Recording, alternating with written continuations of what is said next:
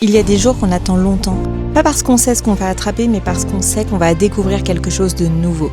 Et aujourd'hui, Thomas a cette chance. Mathis l'invite à embarquer avec lui pour une sortie au large, bien plus loin que ce que notre bateau nous permet d'aller.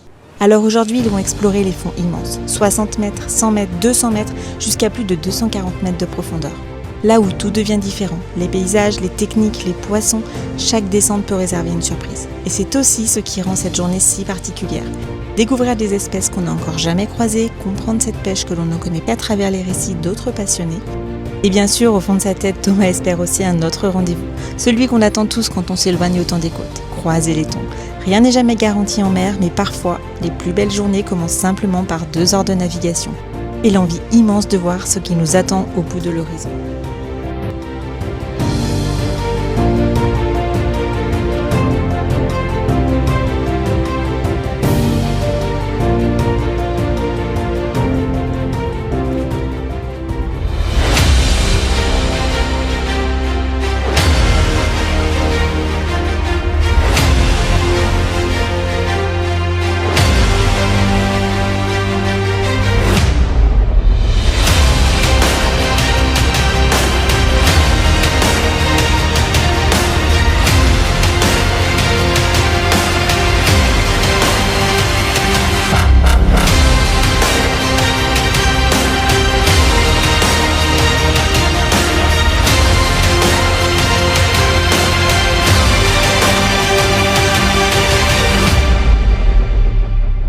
Les premières descentes sont encourageantes, les poissons sont bien là, mais aujourd'hui, ils rêvent d'un peu plus gros. Alors on remonte tout et on repart explorer un nouveau secteur.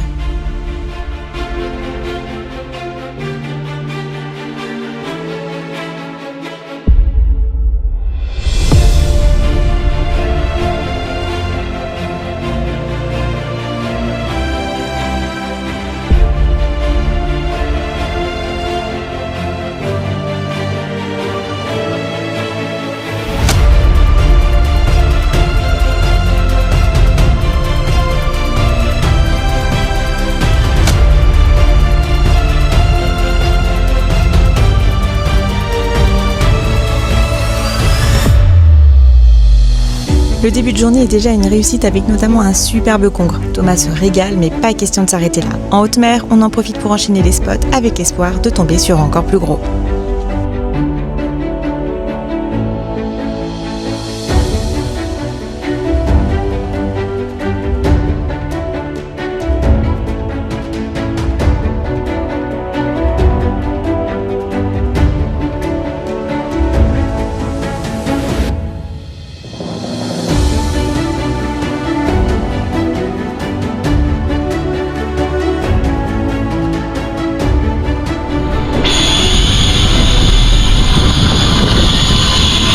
Alors ça, vous voyez, messieurs, dames, c'est ce qu'on appelle de la pêche de feignasse. C'est ma pêche préférée. Quand je suis une brosse, feignasse.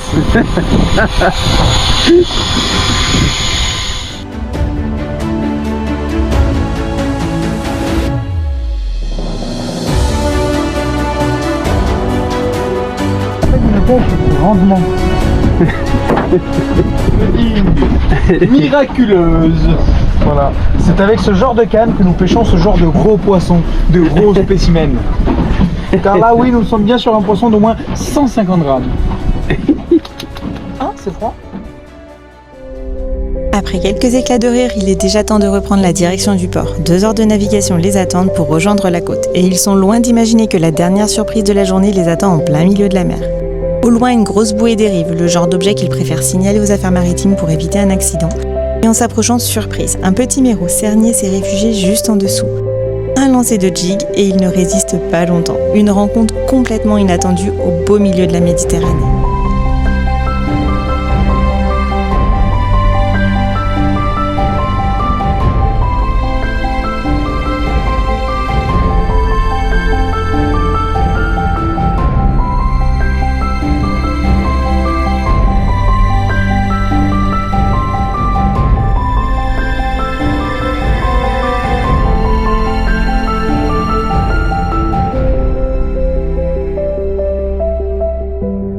Le soleil se couche doucement pendant qu'ils reprennent la direction du port. Les thons ne se sont pas montrés aujourd'hui, mais Thomas repart avec bien plus que ça. De nouvelles espèces, une pêche qu'il rêvait de découvrir et le plaisir d'avoir partagé cette journée avec des passionnés. Des journées comme celle-ci, on ne les oublie pas.